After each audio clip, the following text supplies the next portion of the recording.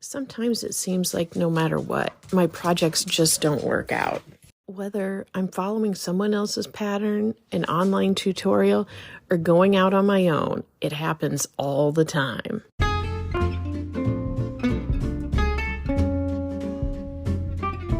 I call it my flop rate, but really it's a failure rate. I just think flop sounds a little nicer than failure, and we've all got one, and it doesn't mean you're a bad crocheter, a bad YouTuber, or anything like that. It's normal. I'm so glad you're here with me today. My name is Shannon, and this is Shannon Talks Yarn, where I talk about all things yarn from a crochet perspective. And if you'd like to grab a nice hot tea or coffee and join me for some cozy, slow crochet, I would love it. I've been wanting to work on this project for a while. This is a mandala tweed cake of yarn, and I've had this probably for about a year, and I had an idea the moment I opened it up and saw what it was, what I wanted to do with it. So I don't know why it's taken me this long to actually do this project. I know I talk about my friend Kristen from Kristen Crochets a lot, and if you happen to be listening, hi Kristen. If you haven't checked out her channel yet, definitely go over and check that out on YouTube. It is Kristen Crochets. She's got such a fun personality. I think you'd really enjoy her channel. But the point of this was that we actually did a collab about a year ago where we shopped online for some yarn for each other because unfortunately Kristen and I live pretty far away from each other. I'm going to be using this yarn to make a beach-inspired crossover bag. So not a bag for the beach, but a bag, like a purse, a crossover body bag for someone who just enjoys beaches and that type of environment.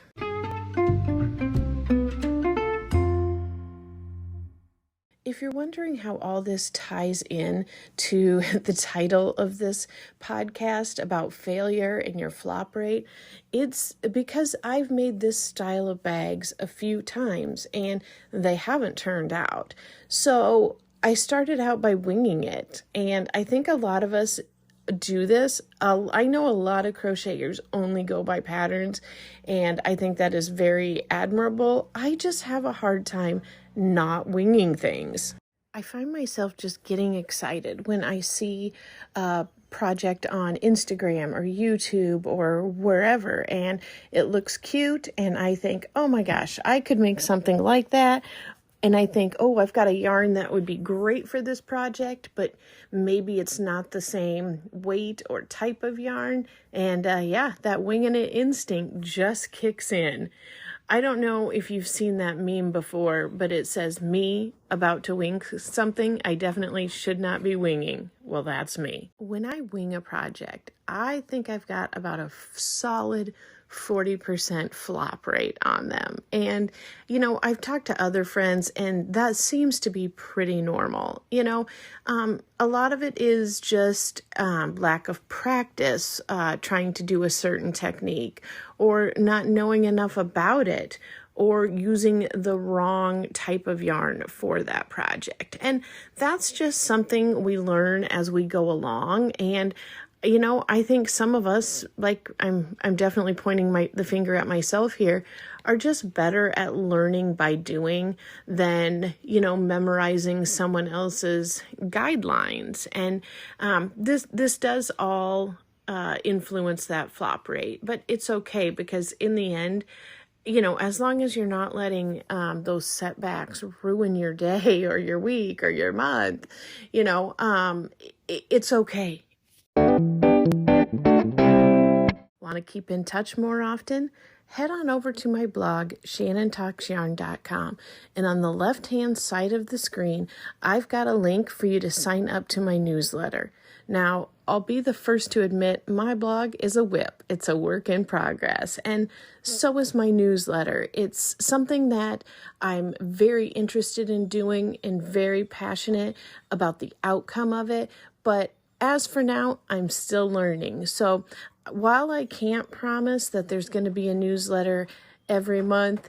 I would love it if you would sign up so we can keep in touch. Once you enter your first name and your email address, it will send you a confirmation email, and you may have to check your spam folder for this confirmation email, and it will ask you to click on a button just to confirm that it was you who did subscribe and that yes, you do want this. So you might be saying to yourself, that's all fine and dandy, Shannon. Of course you're going to make mistakes when you're winging it. But what about when you're following a pattern and it is not turning out how it's supposed to? Well, you're not alone. This has happened to all of us. And I found a couple different contributing factors to why this happens.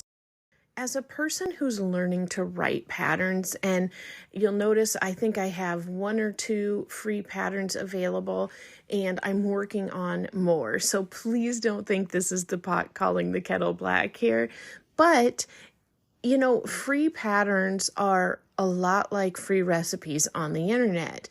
You know, you don't have any verification of the skill and ability of the author of that pattern or recipe. You know, it's an amateur chef versus, you know, your favorite celebrity chef.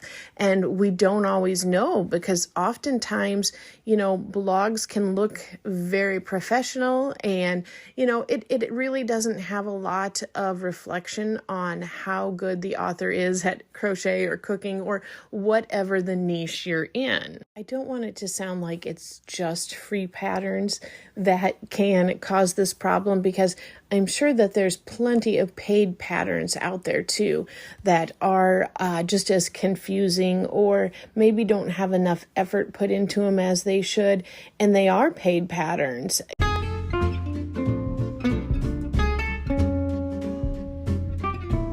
Before we get into my tips for better success and less failure, I would like to take this time to welcome you to my channel if you're new, and ask that if you're enjoying this type of content, if you would consider subscribing. I'm starting this cozy slow crochet podcast into my channel and seeing how it's doing, but I'm also still going to continue with different collabs with other crochet YouTubers and different patterns, some reviews, and yarn hauls. So there is lots of other content that I've got on here too, but I just enjoy sharing my love of yarn with yarny people that I've met, and it's been a lot of fun so far. So if you're having fun, please consider hitting that subscribe button. I'd sure appreciate it.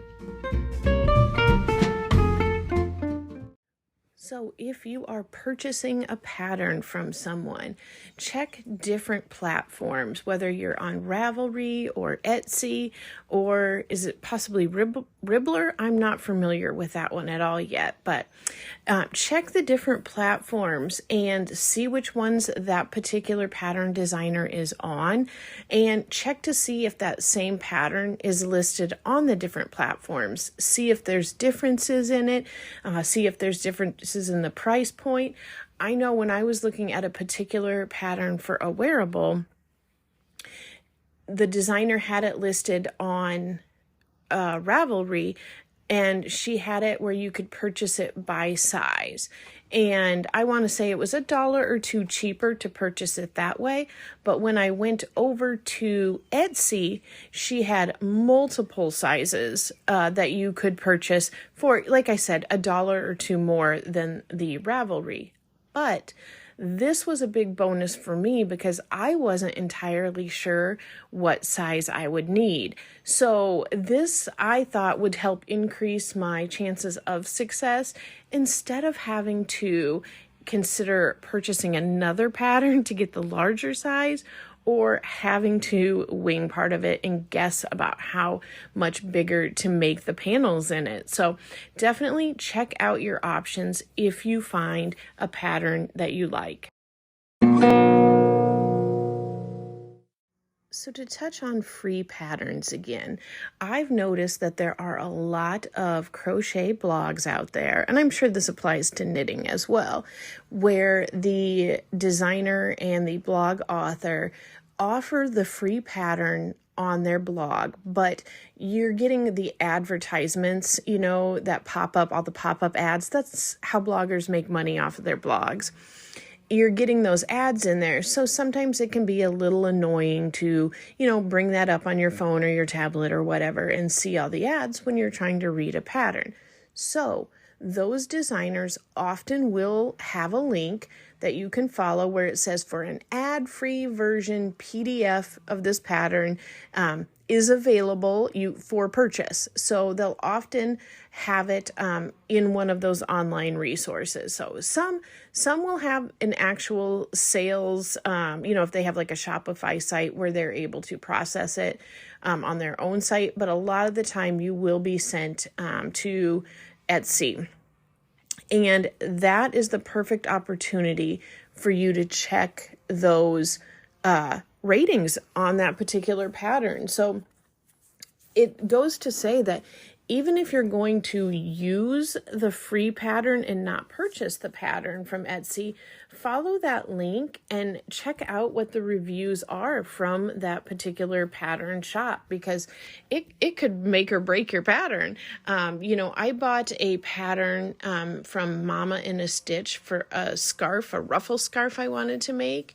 And, it was just one of those deals where I was in the right mood, I guess. And the pattern was very inexpensive, but she did have the free version on her blog. But I just didn't want to mess around with it at that point in time. And, when I went over there and clicked on it and got sent to Etsy, I saw she had so many amazing reviews, and people had posted their pictures of their finished objects from using that pattern.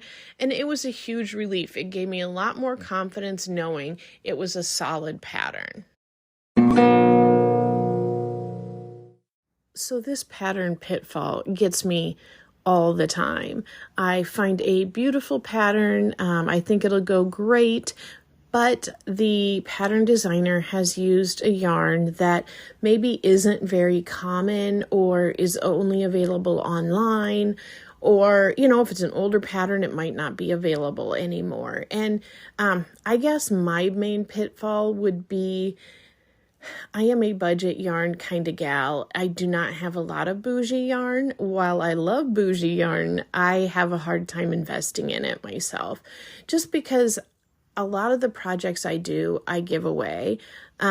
So, a lot of it depends on what your preferences are. But when I look at a pattern and they've got something from a high-end yarn brand and it might take a while for it to get here, I'm just not apt to use that yarn, and I'm very apt to want to make a substitution. So this leads to a major pitfall. If you're not substituting for a similar enough yarn, it's a good chance it is not going to turn out correctly. So obviously, there are some basic things, like the weight of the yarn. You can't use a worsted weight if it's calling for a sport weight, unless you want your project much, much larger. So, some things that might not be a big deal with, but, if it's a wearable, it's going to be a big deal. So obviously, that's a pretty basic issue, but I think another thing that comes to play is the way the yarn is made. So, if it's calling for a stiff yarn, and you're using a soft fuzzy yarn, you're gonna not have the same results. If you're using a yarn with a halo, it's gonna look totally different. In my ruffle scarf I made from Mama in a Stitch, I went into it knowing that it wasn't going to turn out exactly the same because I wanted to use this latte cake for it. And she was not using a latte cake. Hers, you could see like the beautiful stitches in it. And with mine, it was more about the texture of it. And I do plan on recreating that scarf in a more compatible yarn later on. But it's just the point, like you want something of similar construction so that it lays the same. Some yarns are very soft and very drapey.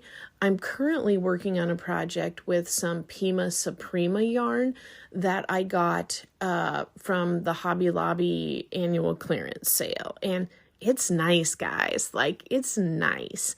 I got it for, dirt cheap in the sale, but it definitely feels a bit bougier than what I'm used to. And I'm not going to pick on any yarn brands at all, but, if I were trying to do a pattern that the author had wanted me to use Pima Suprema, but I am using like a Lilies and Cream or the Crafter's Secret cotton, one of those type where it's more of a workhorse type of cotton, it's not going to lay the same. This Pima Suprema has a beautiful drape and it's so soft and it just looks really lovely, and I can tell that the piece just hangs beautifully, where that utility cotton, they may have some gorgeous colors that look very similar, but it's very stiff. You're not going to have the drape, and if it's a garment, that's a very important factor.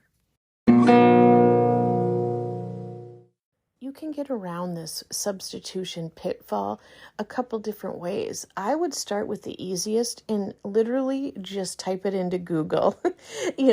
Say unforgettable substitution, unforgettable yarn, red heart, unforgettable, anything like that where you're asking for a substitution could lead you to a website with the answers. I've seen, I can't remember what it is at the moment, but I swear I've seen a website where it's just yarn substitutions. I believe there is a section on Ravelry with some yarn substitutions, and I think it's even possible to find a subreddit group on Reddit where there's yarn substitutions. Or just go the old-fashioned way. Ask a friend. Ask if they've ever used that type of yarn and if they've ever used something similar. If you're struggling with a particular portion of a pattern and you're just not figuring it out, like the words just aren't really making sense or the terms aren't making sense, assuming you've already Googled the terminology if that's the issue. But it could just be a manner of the way something is worded. Go back to the blog post, if that's the original place you found it. Go back to that blog post and scroll all the way to the bottom and check to see if there's any comments. Sometimes this has been an issue for other people, and they'll have it down in the comments, and the blog author, the designer of the pattern, will respond to that in the comments. So this is another opportunity where you can reach out to that designer right there in the comments. Now, I know a lot of blogs, you do need to be logged into your Google account to be able to, leave a message on there because they're trying to filter out spam and junk like that. So that is your first option. The next thing I would do is, if you still haven't got it figured out, if you're on Instagram, go to that particular designer's Instagram page. And, they a lot of times will be promoting those patterns. So scroll down through all their beautiful pictures and, find the ones of that pattern and go in and read the comments on those. Now, I wouldn't necessarily recommend trying to reach out through the comments on Instagram, just because there can be so many comments and just get lost and all that. But maybe this is an opportunity where you can direct message, you can DM that designer. And it may take a while, because I've noticed if it's someone I'm not following, it doesn't always go into my primary inbox. So sometimes it takes maybe a couple extra days for me to notice that message in there, but just reach out and message that designer and just be like, hey, I'm loving this pattern. I love all the pictures, but I'm struggling with step 25. Can you explain what this means? And I'm pretty sure most designers will be more than happy to help out, because they want you to succeed and they want their pattern purchased again and again. And they want that positive feedback. one last tip before I start wrapping things up for this podcast. But I just wanted to tell you that if you are a winging it type of person, my big tip would be to don't go into it with the idea that your final draft is your first draft, if that makes sense. I go into it with the idea of, this is my first go at it. I am going to see how it goes, see what alterations I need to make, see what I need to change. That, I wouldn't go into a winging it project thinking, oh, I have 3 days to make a gift for someone. That's way too much pressure. Go into that type of winging it project thinking, I might have to make 1 or 2 or 3 of these to see what can be different. And be okay with that from the beginning. And that's going to really shift your mindset to not feeling like a failure. And the thing I would say too, if you're making a prototype, is, maybe don't use your best yarn. Use a little bit of a lower quality substitution, or do it in a color where if it turns out, you can give it to someone else. Don't use your worst yarn by any means, but maybe don't use your most expensive in your prototype. But I think the prototype is a very important step when winging it. That and a notepad and pen so you can write as you go.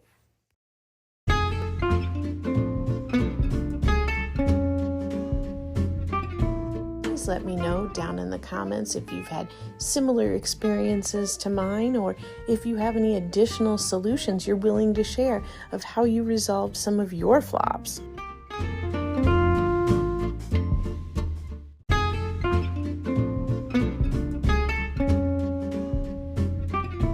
I want to thank everyone who joined me today for some slow, cozy crochet, and an even bigger thanks to those of you who made it to the very end. I sure appreciate being able to talk yarn with you, and I'm looking forward to doing it again.